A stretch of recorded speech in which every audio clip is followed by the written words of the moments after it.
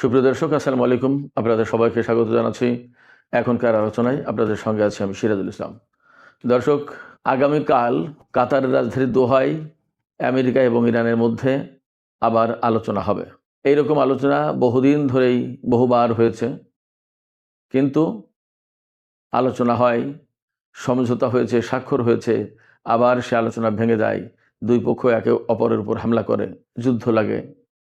এই যে যুদ্ধবিরতি এবং সমঝোতা স্মারক সবই হুমকির মুখে পড়ে। এর কারণ কি? সুপ্রিয় দর্শক, এই যে আমেরিকা এবং ইসরায়েলের সাথে ইরানের দ্বন্দ্ব সংঘাত এবং কখনো কখনো সমঝোতা, আবার কখনো কখনো তা ভেঙে যাওয়া, এটা কি শুধুই মাত্র রাজনৈতিক ব্যাপার, নাকি ক্ষমতার দ্বন্দ্ব, নাকি অন্য কিছু? আসলে কি? আমরা এইসব বিষয় নিয়েই এখন আলোচনা করব। আশা করি শেষ পর্যন্ত সঙ্গে থাকবেন এবং আমরা একেবারে ভেতরের কারণ তুলে আনার চেষ্টা করব। আপনারা ভিডিও যদি ভালো লাগে তাহলে লাইক, কমেন্ট, শেয়ার করবেন এবং চ্যানেলটি সাবস্ক্রাইব করে সাথেই থাকবেন। দর্শক, চলুন বিস্তারিত আলোচনা করি। 28শে ফেব্রুয়ারি ইরানের উপরে আমেরিকা এবং ইসরায়েল হামলা শুরু করে। একেবারেই নিজেদের মতো করে তারা ইরানের উপর হামলা চালিয়ে দেয় এবং ইরানের সর্বোচ্চ নেতা থেকে শুরু করে কাকে কাকে হত্যা করেছে তা তো আপনারা সবাই জানেন। হামলার কিছুদিন পরেই কেন ডোনাল্ড ট্রাম্প একেবারে চুক্তির জন্য মরিয়া হয়ে গেল। তারপরে নানান রকমের আলাপ আলোচনা, নানান রকমের কথা, বিভিন্ন ধরনের চুক্তি, সমঝোতা, সই, এগুলো হলো। কিন্তু প্রকৃতপক্ষে ইরানের সাথে আমেরিকা আর ইসরায়েলের যুদ্ধ কমপ্লিটলি বন্ধ হয়ে যায়নি এবং শান্তি বলতে যা বোঝায় সেটা পরিপূর্ণভাবে আসেনি। বরং মাঝে মাঝেই দুই পক্ষের মধ্যে যুদ্ধ হচ্ছে এবং সেই যুদ্ধের পরে, সেই যুদ্ধের প্রেক্ষাপটে মনে হচ্ছে এই চুক্তি, এই আলোচনা, এই সমঝোতা ভেঙে যাবে। এর কারণটা কি? একেবারে শুরু থেকে যদি বলি, এই যে আমেরিকা এবং ইসরায়েল ইরানের উপর হামলা চালিয়েছে, মূল অভিযোগটা কি? অনেকগুলো কথা ছিল আমেরিকা এবং ইসরায়েলের পক্ষ থেকে। প্রথমে ছিল ইরানের জনগণের উপর দেশের সরকার হামলা চালাচ্ছে, তাদের গণতন্ত্র দিচ্ছে না, তাদের মানবাধিকার দিচ্ছে না, অর্থনৈতিক সংকট সমাধান করছে না, ইত্যাদি ইত্যাদি। বাস্তব কথা হচ্ছে এগুলো সবই ইরানের কমপ্লিটলি নিজস্ব ব্যাপার। দেশের জনগণকে কতদূর কি দেবে, কতটুকু অর্থনৈতিক সচ্ছলতা দিতে পারবে এবং কতটুকু নিরাপত্তা দিতে পারবে, কতটুকু আন্দোলনের অধিকার দেবে, এগুলো সম্পূর্ণভাবেই ইরানের জনগণ আর ইরানের সরকারের ব্যাপার। এখানে অযাচিতভাবে হস্তক্ষেপ করার সুযোগ আমেরিকা এবং ইসরায়েলে নেই। তাহলে একদম পরিষ্কার যে আমেরিকা এবং ইসরায়েল জোর করে ইরানের অভ্যন্তরে হস্তক্ষেপ করে একটা যুদ্ধ পরিস্থিতির সৃষ্টি করেছে, যুদ্ধ লাগিয়ে দিয়েছে। কেন?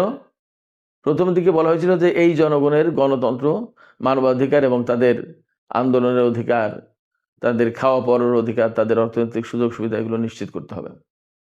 এগুলো কি আমেরিকা এই হামলা চালিয়ে নিশ্চিত করতে পেরেছে? পারেনি। তাহলে কি আমেরিকা ইরানের উপর হামলা চালানোর অধিকার রাখে? তারপরে বলা হলো ইরানের উপর হামলা চালাতে হবে এই কারণে তার কাছে পরমাণু কর্মসূচি আছে, কিছুদিনের ভেতরেই সেই পরমাণু কর্মসূচি এগিয়ে নিয়ে তারা পরমাণু বোমা বানাবে। এখনই ইরানের এই বিপ্লবী সরকারকে যদি উৎখাত করে দেওয়া না হয় তাহলে তারা পরমাণু বোমা বানিয়ে ফেলবে। এই কথা আমেরিকা যতটা জোরালোভাবে বলল তার চেয়ে কয়েক গুণ বেশি জোরে ইসরায়েল বলল। এই যে ইসরায়েলের বলা কথা, এখানেও প্রশ্ন থাকে। ইরান হচ্ছে এনপিটিতে সই করা দেশ। এনপিটিতে সই করা মানে হচ্ছে তারা অঙ্গীকার করেছে তারা পরমাণু অস্ত্র বানাবে না। ইরান তো সেই কথাই বলছে এবং এখনো পর্যন্ত কেউ প্রমাণ দিতে পারেনি ইরান পরমাণু অস্ত্র বানিয়েছে। তাহলে ইরানের উপরে এই যে যুদ্ধ চাপিয়ে দেওয়া হলো এবং সে পরমাণু কর্মসূচি ধ্বংস করতে পারলো না, তাহলে ইরানের উপর এই যে যুদ্ধ চাপিয়ে দিয়ে কেন ইরানের জনগণকে এত ক্ষতির মুখে ফেলতে হলো বা ফেলা হলো? আচ্ছা, এখানে ইসরায়েল এবং আমেরিকা যদি ইরানের উপর হামলা চালিয়ে ইরানের ক্ষতি করে, তাতে কি লাভ হয়েছে ইসরায়েল এবং আমেরিকার? যদি লাভ না হয় তাহলে এর দায় দায়িত্ব কে নেবে এবং কি হবে? আমি এখানে বলি, ইরান খুব সুস্পষ্ট করে বলেছে যে তারা পরমাণু কর্মসূচি বন্ধ করবে না, তারা ইউরেনিয়াম সমৃদ্ধকরণ বন্ধ করবে না। হয়তো ইউরেনিয়াম কত মাত্রায় সমৃদ্ধ করা হবে তা নিয়ে আলোচনা হবে, কিন্তু আমেরিকা আর ইসরায়েলের সাথে এই আলোচনা হবে না যে ইরান তার পরমাণু কর্মসূচি পরিচালনা করতে পারবে কি পারবে না, এটা নিয়ে কোনো আলোচনা হবে না। অর্থাৎ ইরানের বক্তব্য একদম ক্লিয়ার যে আমেরিকা এবং ইসরায়েল ইরানের উপর অন্যায়ভাবে হামলা চালিয়েছে, তারা ইরানের পরমাণু কর্মসূচি ধ্বংস করে দেওয়ার অধিকার রাখে না। এটা জাতিসংঘ নিরাপত্তা পরিষদের আন্ডারে বা আন্তর্জাতিক আণবিক শক্তি সংস্থার অধীনে এগুলো দেখভাল করা হচ্ছে। অতএব কোনো মতেই ইরান ইসরায়েল বা আমেরিকার হাতে তার পরমাণু কর্মসূচি তুলে দেবে না এবং তাদের কাছে সারেন্ডার করবে না। তাদের কাছে সারেন্ডার করার মানেই হলো ইরানের স্বাধীনতার সার্বভৌমত্ব বিকিয়ে দেওয়া। ইরান এই কাজ করবে না।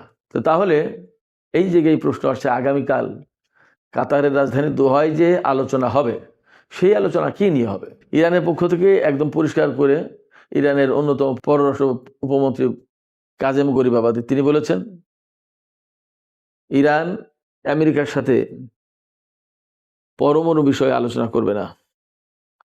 আগামীকালকে যে আলোচনা হবে তা এই যে 14 দফা সমঝোতা, সেই 14 দফার যে সমস্ত দফা এখন বাস্তবায়ন করার কথা চুক্তি সই হওয়ার পরে, অর্থাৎ ইসলামাবাদ সমঝোতা সই হওয়ার পরে যেগুলো বাস্তবায়ন করার কথা সেগুলো বাস্তবায়ন এখনও করা হয়নি, সেইগুলো নিয়ে আলোচনা হবে। যেমন ইরানের উপর থেকে নিষেধাজ্ঞা তুলে নেওয়া হবে এবং তার বিদেশে আটকে থাকা অর্থ ফেরত দেওয়া হবে। ইরানের উপর থেকে নিষেধাজ্ঞা তুলে নিয়ে ইরানকে বিদেশে তেল বিক্রির সুযোগ দেবে।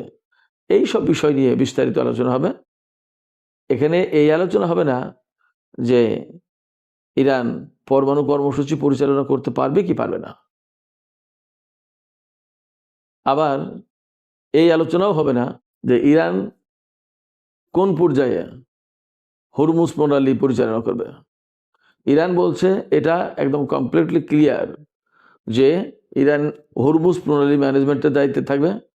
সেখানে টোল আদায় বা পরিবেশ বিষয়ক যে সমস্ত পয়সা করি নিয়ে এগুলো ইরান এবং ওমান করবে, এবং এরই মধ্যে দুই দেশের মধ্যে একটা কমিটি গঠন করা হয়েছে, যৌথ কমিটি। সেই কমিটির আজকে মিটিংও হয়েছে। তার মানে দাঁড়াচ্ছে যে হরমুজ প্রণালীর নিয়ন্ত্রণ ইরান এবং ওমান ছাড়বে না, তাতে যাই হোক। এখানে তাতে যাই হোক মানে কি? তাতে যাই হোক মানে ইরানের যে অবস্থান বা তাদের যে বক্তব্য, তাতে এই চুক্তি হলেও ভালো না হলেও ভালো। ইরান কোনো মতেই আগের অবস্থায় হরমুজ প্রণালীকে যেতে দেবে না এবং হরমুজ প্রণালীতে ইরান তার নিয়ন্ত্রণ ছাড়বে না, আমেরিকাকেও নিয়ন্ত্রণ দেবে না। ইরানের পক্ষ থেকে একদম ক্লিয়ার কাট কথা যে এই হরমুজ প্রণালীতে যেসব জাহাজ চলাচল করে তার সমস্ত সবকিছু নিয়ন্ত্রণের দায়িত্ব ইরানের উপর থাকবে। ব্যাপারটা তাই যদি হয় তাহলে আমেরিকা তো ভিন্ন কথা বলছে, তখন কি হবে? আমেরিকা বলছে হরমুজ প্রণালী আগের মতো অবস্থায় ফিরে যাবে এবং ইরানের কাছে কোনো মতেই এটা নিয়ন্ত্রণ করার জন্য দেওয়া হবে না। ইরানের সাথে যে সমস্ত আলোচনা হবে তা মূলত হরমুজ প্রণালীর নিয়ন্ত্রণ কার হাতে থাকবে, কিভাবে হবে, এই সমস্ত নিয়ে। আমি আবারও বলি, আমেরিকা বলছে এই নিয়ন্ত্রণ ইরানের হাতে থাকবে না, এই নিয়ন্ত্রণ কারোর হাতে থাকবে না। অর্থাৎ আগে যেমন হরমুজ প্রণালী ছিল, যার যেমন খুশি সে তখন তেমন করে যেত, এখনও তাই থাকবে। কিন্তু ইরান বলছে যে না, তা হবে না, এটা আমাদের ভূখণ্ডের ভেতরের জিনিস। হরমুজ প্রণালী হলো ইরান এবং ওমানের ব্যাপার, তাদের পানি সীমায় এই প্রণালী। অতএব তারা কিভাবে পরিচালনা করবে সেটা ঠিক করবে ইরান এবং ওমান। এই যে দুই পক্ষের দুই রকম কথা, অথচ সমঝোতা কিন্তু একটা সই হয়েছে। সমঝোতা কি ছিল? ইরান যে সমঝোতা প্রকাশ করেছে আমরা যা দেখেছি, বা আমেরিকাও যা প্রকাশ করেছে, তাতে তো পরিষ্কার দেখা যায় যে 60 দিন পর্যন্ত ইরান হরমুজ প্রণালীতে টোল নিতে পারবে না। তারপরে পরিবেশ রক্ষা এবং জাহাজ মেইনটেন চলাচল এই সমস্ত কাজে সহযোগিতা করার জন্য একটা ফি নেওয়া হবে। এই ফি পাবে পুরোপুরি ওমান এবং ইরান। এই কথা বলা, আবার এখন বলা হচ্ছে যে না, এই কথা বলা না, ইরান হরমুজ প্রণালী কন্ট্রোল করতে পারবে না। তাহলে কি হবে? তাহলে যথেষ্ট আশঙ্কা আছে দুই পক্ষের মধ্যে আবার যুদ্ধ শুরু হওয়া। এখন গতকালকে আমি একটা মার্কিন মিডিয়াতে দেখছিলাম, যখনই শুক্রবারের রাত আসে অমনি ডোনাল্ড ট্রাম্প হুমকি দেয় ইরানকে মানচিত্র থেকে মুছে দেব এবং তার সাথে কোনো আপোষ হবে না, ইরান হরমুজ প্রণালী কন্ট্রোল করতে পারবে না। এবং এই রকম প্রেক্ষাপটে দু একটা দেশ তাদের দু একটা জাহাজ আমেরিকার কথা মতো হরমুজ প্রণালীতে পরিচালিত করতে চায়। তখন ইরান সেই জাহাজের উপর হামলা চালায় এবং আমেরিকা ইরানের উপর হামলা চালায়।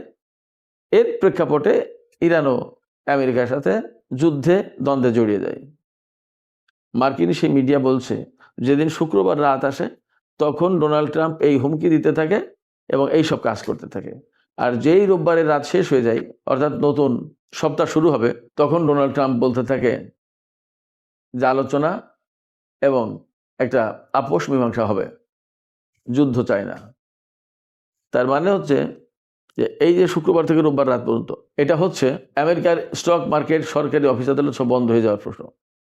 শুক্রবার রাত থেকে বন্ধ হয়ে যায়, শনিবার রাত পর্যন্ত বন্ধ থাকে, সোমবার সকাল থেকে আবার খোলে। যেই রবিবার রাত পর্যন্ত আসে অমনি ডোনাল্ড ট্রাম্প একটা পজিটিভ কথা বলে দেয়, তেলের বাজার, স্টক মার্কেট সমস্ত সবকিছু আবার পজিটিভ হয়ে যায়, যেটা ডাউন হয়েছিল সেটা আবার রাইজ করে। এই যে কৌশলগত বা কুশলী বা চালাকি অবস্থান, এই চালাকি অবস্থানে আমেরিকা কি লাভবান হতে পারছে? আমার তো মনে হয় না। কারণ আমেরিকা যদি লাভবান হতো তাহলে আমেরিকা কোনো মতেই ইরানের সাথে চুক্তির জন্য এইভাবে পাগল হয়ে যেত না। আসলে আমেরিকার কিছু করার নেই। একবার সে চুক্তির কথা বলে, একবার সে সমঝোতার কথা বলে, একবার যুদ্ধের কথা বলে, একবার ইরানকে বিশ্বের মানচিত্র থেকে মুছে দেওয়ার কথা বলে।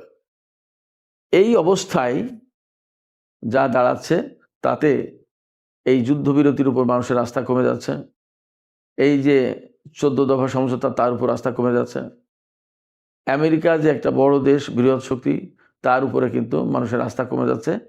কূটনীতির উপর মানুষের আস্থা কমে যাচ্ছে। তাহলে আমেরিকা এবং ইরানের ভেতরে কি আবার যুদ্ধ লাগবে?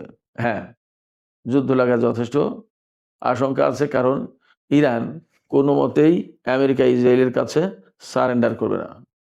আমেরিকা ইসরায়েল যা বলছে ইরান তা শুনবে না। তাহলে অবধারিতভাবে আমেরিকা এবং ইসরায়েলের সাথে ইরানের নতুন করে সংঘাত অনিবার্য। কারণ এতদিন তো আমেরিকা এই বিশ্বকে শাসন করে, মনোনিবেদন করে, মাতবাড়ি করেছে। এখন এখানে যদি ইরান ভাগ নিতে আসে তাহলে তো আমেরিকা এবং ইসরায়েল সেটা মানতে চাইবে না। প্রধান সংকট এখানে। সুপ্রিয় দর্শক, এই যে আজকের যে আলোচনা করলাম, এই আলোচনার ভেতর দিয়ে আমার মনে হয় আপনাদের কাছে একটা মেসেজ পরিষ্কার হয়েছে। সেটা হচ্ছে ইরান আমেরিকা এবং ইসরায়েলের কাছে মাথা নত করবে না, সারেন্ডার করবে না। আর আমেরিকা এবং ইসরায়েল যেহেতু এতদিন ধরে তারা বিশ্ব শাসন করে এসেছে, সেই জায়গা থেকে ইরানের যে আঞ্চলিক উত্থান, এই উত্থানটাকেও তারা মানতে পারছে না। যার ফলে আমার কাছে মনে হচ্ছে দুই পক্ষের ভেতরে আবার নতুন করে যুদ্ধ সংঘাত লাগার যথেষ্ট সম্ভাবনা বা আশঙ্কা রয়েছে। আমরা আসলে ভবিষ্যতে কি হয় সেটা দেখার জন্য অপেক্ষা করি। সুপ্রিয় দর্শক, আজকের আলোচনা এখানে শেষ করতে চাই। আলোচনা শেষের আগে আপনাদের কাছে আমি জানতে চাই, আসলে কি এই যে ইরান, ইসরায়েল এবং আমেরিকা, এই দ্বন্দ্বটা কি ক্ষমতার দ্বন্দ্ব, নাকি বেসিক্যালি ভূ রাজনীতির নতুন কোনো খেলা? আপনারা আপনাদের মতামত কমেন্টে জানাতে পারেন। আর ভিডিও ভালো লাগলে লাইক, কমেন্ট, শেয়ার করবেন এবং চ্যানেলটি সাবস্ক্রাইব করে সাথেই থাকবেন। দর্শক, এখনকার আলোচনা এখানে শেষ করতে চাই। আপনারা সবাই অনেক অনেক ভালো থাকুন। আল্লাহ হাফেজ।